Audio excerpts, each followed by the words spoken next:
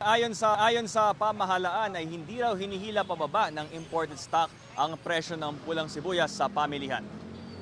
Sa datos, ang basihan ni Agriculture Secretary Francisco Chu Laurel Jr., hindi raw sandamakmak ang supply ng mga imported na sibuyas para pataasin ang presyo ng mga lokal na pulang sibuyas. Mula February 13, 82% ng mga cold storage warehouse ang may hawak ng 4,454 metric tons ng pulang sibuyas. Lahat pawang imported.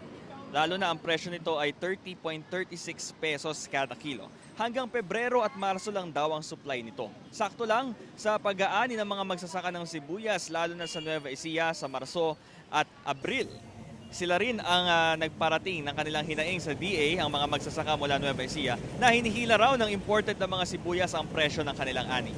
Habang hindi pa anihan, 9,325 metric tons pala ang red onion production ng ating mga magsasaka ayon sa Department of Agriculture. Sabi naman ng nakausap nating tindera na si Josie Carataw, dama niya ang pagbaba ng presyo ng sibuyas dahil sa imported stock. Noong Enero, ang isang kilo ng Chinese onion nasa 120 pesos. Ngayon, 80 pesos na lang daw ito kada kilo. Ganito lang din ang presyo ng sibuyas mula Nueva Ecija, dating 120 pesos kada kilo, ngayon 85 pesos per kilo na lang.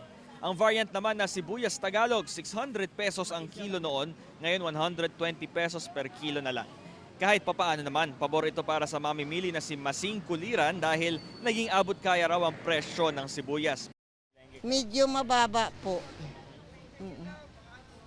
Okay naman, medyo mababa yung malalaki kasi iba presyo po to Tagalog.